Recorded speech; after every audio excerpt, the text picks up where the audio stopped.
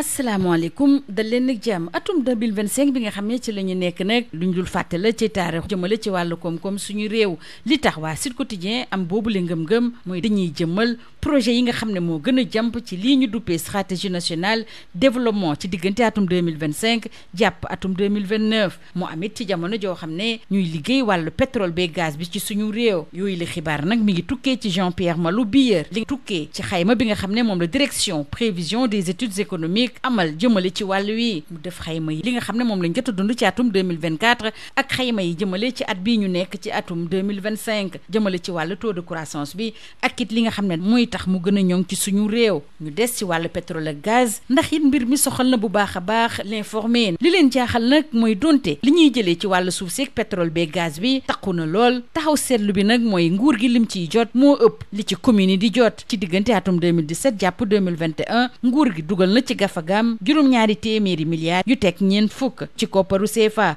ci jamono jooju nag li commune yi dugal ci seen gafagam moom tollul sax si fukk ak ñeenti milliards moo tax it benn rapport bu bawoo ci Indalid mi ngi ñaawlu bu baax a baax ñàkk tolloole boobule ñu wax ba tey ci wàllu koom-koom jàll ak wàllu soleil waxtaane nag banque bii di Turk Exim Bank bi nga xam ne nag dafa fas yéene jàppale suñu réew ngir dugal ay koppar ci ay projet yoo xam ne yu am solo la waaye nag da koy amal te fekk bor bi nga xam ne moom la ci nguur gi di jëlee du am solo loolu mi ngi tukkee ci ñetteelu bésub tukki nemmeeku premier ministre Ousmane Sonko ci Turquie daje nag kilifa yi nga xam ne ñoo ŋànk boobule banque bu ñu sukkandikoo ba tey ci Le Soleil kii jiite gouvernement bu Sénégal di Ousmane Sonko teewe na jullik juma bi nga xam ne moom lañ doon amal ci grande mosquée bu Kamlika ci teewaayu président bu Turquie di Recep Tayyip Erdogan ñu dellu si suñu réew dellu si kàddu yi nga xam ne moom la Guy Marius Sagna jaarale ko ci xarala yu yees si yëkkati woon di xam le ne Sénégal ñaari président la ñu am ginnaaw gi mu yëkkati yooyu le kàddu nag ñu bëri ñaawlu nañu ko ci biir tribune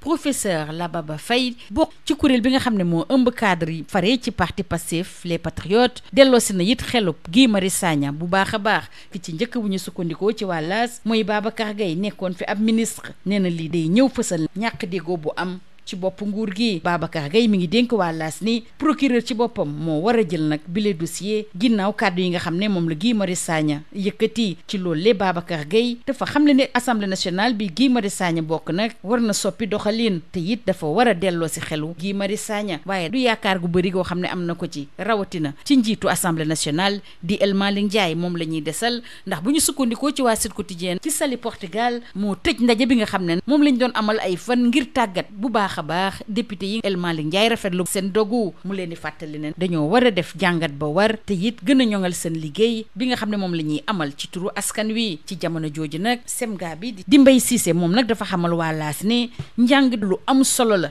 ndax boo xoolee mooy ngànnaay bi gën a garaaw ak bu gën a am doole ngir soppi adduna bi semga bi di général Mbaye Cissé mi ngi yëkkati yooyu le kàddu ci Prytanée militaire Charles Thiororé ci Ndar Géej ginnaaw gi ñu jox raaya yi ndongo yi nga xam ne ñoo fa gën a ràññeeku ñu del siwaat ci yëngu-yëngu yi nga xam ne ñoo amoon suñu réew ci diggante atum 2021 ak 2024 ndax ci loolu le Les Échos mi ngi xamal ne Ousmane Diagne di jëwriñ bi nga xam ne moom lañ dénk wàllu yoon dalal na xeli bu baax a baax muy dig ñi nga xam ne ñoom la ñu doon méttital ci biir kaso yi yoon dana ci def liggéeyam moo tax it dénk na liggéey bi procureur général bu ñu sukkandikoo ci Les Échos ñu des ci mbir mi ndax soxal na it Le Quotidien jëwriñ bi ñu dénk wàllu yoon di Ousmane Diagne dafa ñëw toon Pape Abdoulaye Touré moom mi nga xam ne nag dafa yeggee woon mbir mi waa présidence ngir yoon def liggéeyam moo tax it Le Quotidien ne fi mu toll ni Pape Abdoulaye Touré ci sàkkuteefam boobule am na ndam ci jamono joo xam ne nag bu ñu sukkandikoo ci Les Échos kuréel bi ëmb magistrat yi ci Sénégal di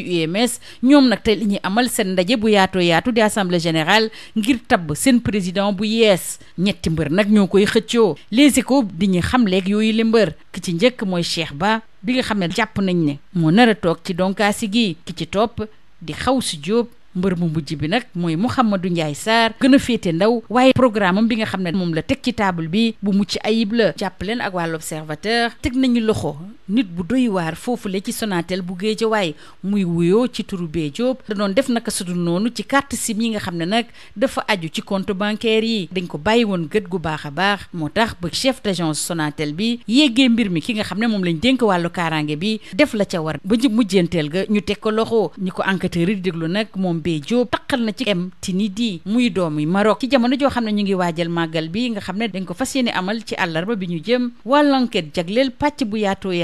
Cheikh Ahmadou Bamba di fësal bu baax a baax jihaadam bi nga xam ne nag dafa aju ci wàllu suufi muy dellu si ci nekkinam ci Daaru Minam ci atu 1903 rawatina li mu fa doon dund waa l'enquête di dellu si it ci bañ bi mu bañoon dem wuy ji convocation gouverneur bi di Merlin ak it tiital bi nga xam ne tiitaloon na ko bu baax a baax tubaab yi nga xam ne ñoo nekkoon ci suñu réew ci boobule jamono. ñu jeexale kook wàllu tàggat yaram door kook wàllu afro basket ñu góor ñi ginnaaw gi nga xam ne ki leen di tàggat di Ngagne Desagana Diop siiwal na turu fukki gaynde ak ñaar yi nga xam ne ñoom la woolu li ci gën a fës mooy Babacar Sané du ca teew waaye nag woolu nañu Babacar Diallo ak doomu baayam bile di Ibrahima ci jamono jooju it ëttu yéenekaay yi ñu xëyandool di ñu waxtaane classement club africain yi gën a taxaw te waa CAF di ko amal Jaraaf ak Tëngéej FC ca la ñu bokk ñuy xaar tirage au sort tour préliminaire bu Ligue des champions ak bu coupe CAF jàpp leen ak waa Sud Quotidien ni l'attaquant bi di Nicolas Jackson te mu nekk ci Chelsea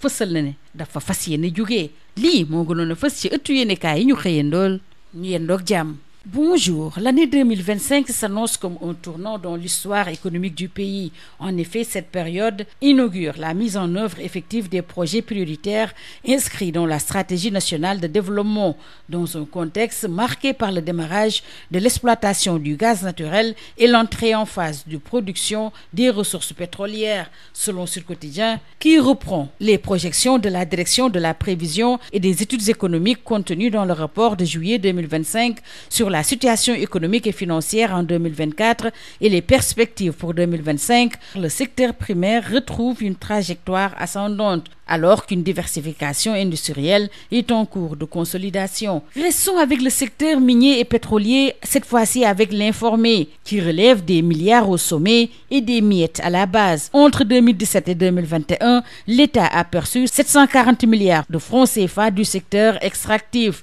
et les communes 13,77 milliards. Un rapport d'Endalid pointe un déséquilibre structurel qui nourrit le sentiment d'injustice. Parlons toujours économie cette fois-ci avec le financement des projets au Sénégal sans alourdir la dette avec Le Soleil qui renseigne que Turk Exim Bank est prête. En effet, au 3e jour de sa visite en Turquie, le Premier ministre Ousmane Sonko a rencontré les dirigeants de la banque qui sont disposés à réaliser des investissements dans notre pays sans que l'État ne s'endette. Et toujours d'après Le Soleil, en marge de ses activités officielles, le chef du gouvernement a participé à la prière du vendredi à la grande mosquée de Kamlika en compagnie du président turc Recep Tayyip Erdogan. Revenons dans notre pays pour parler de la remise en cause de la légitimité du président Diomaye par le député Guy Marius Sagna. Et selon l'AS, il reçoit une volée de bois vert. Dans un post sur les réseaux sociaux, le député Guy Marius Sagna a fait allusion à la légitimité de l'actuel chef de l'État. D'après lui, par la faute de l'ancien régime, le Sénégal s'est retrouvé avec un président légal, en l'occurrence Bassirou Diomaye Faye, et un président légitime, faisant référence à l'actuel Premier ministre Ousmane Sonko, par ailleurs leader du parti au pouvoir PASTEF, les Patriotes. Au même moment, dans Tribune, le professeur Lababa Faye, cadre du mouvement national des cadres patriotes, recadre Guy Marius Sagna. Pour l'ancien ministre Babacar Gueye, une ligne de fracture est en train de se creuser au sommet de l'État sénégalais et il invite le procureur de la République à s'autosaisir. Et l'ex-ministre Babacar Gueye invite l'Assemblée nationale à cesser de regarder ailleurs lorsqu'un de ses membres piétine les lois qu'elle a votées et juré de faire respecter. Guy Marius Sagna doit être rappelé à l'ordre, même si je n'attends rien de El Malick Ndiaye. Restons avec le président de l'Assemblée nationale, car selon Sud Quotidien, il salue l'engagement de la 15e législature. Il a présidé la clôture du séminaire de renforcement de capacité des députés. El Malick Ndiaye a invité les élus à mettre en pratique les acquis de ces journées et à continuer d'œuvrer avec rigueur et responsabilité au service du peuple sénégalais. Alors que pour le SEMGA général Mbaye Cissé, l'éducation est l'arme la plus puissante pour changer le monde. Il a tenu ses propos lors de la cérémonie solennelle de distribution des prix au Prytanée militaire Charles Thiororé de Saint-Louis. Place aux crimes commis durant les manifestations politiques avec les assurances fermes de Ousmane Diagne, le ministre de la Justice. Selon les Échos, il promet aux victimes de torture l'ouverture de poursuites et le confrère de signaler que le procureur général a été saisi pour l'ouverture des enquêtes. Restons avec ces événements de 2021 à 2024 avec le parquet sans issue. Selon Le Quotidien, l'enquête a été confiée à la section de recherche et la tutelle de confirmer que des poursuites seront intentées. Pour rappel, Pape Abdoulaye Touré avait saisi la présidence pour réclamer justice. Retenez avec les Échos l'Assemblée générale et l'élection du président de l'Union des magistrats du Sénégal avec 3 candidats pour un fauteuil convoité. Faisons plus ample connaissance avec ces candidats avec nos confrères qui présentent Cheikh Ba comme un pondéré et très sérieux,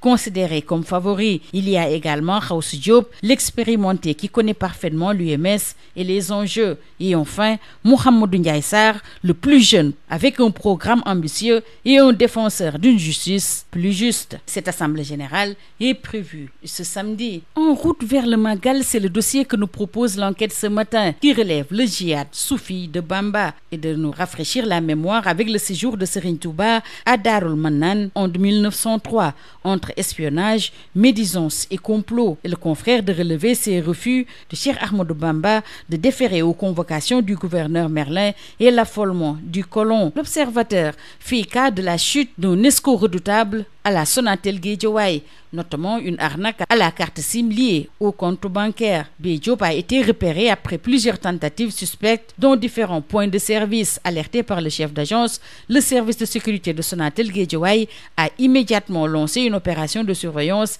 qui a abouti à son arrestation directement dans l'enceinte du site. Suite à la publication des 12 lions, la presse parue ce jour retient que Babacar Sané est absent, mais Babacar Diallo et Ibrahima Diallo sont en renfort. Et pour ce qui est du classement des meilleurs clubs africains, Jaraaf et Teungueth FC sont dans le top 75 de la CAF. Au même moment, l'attaquant international sénégalais Nicolas Jackson a demandé à partir de Chelsea. Information à lire dans les colonnes du Sud Quotidien. C'est tout. À vos journaux et très bonne lecture.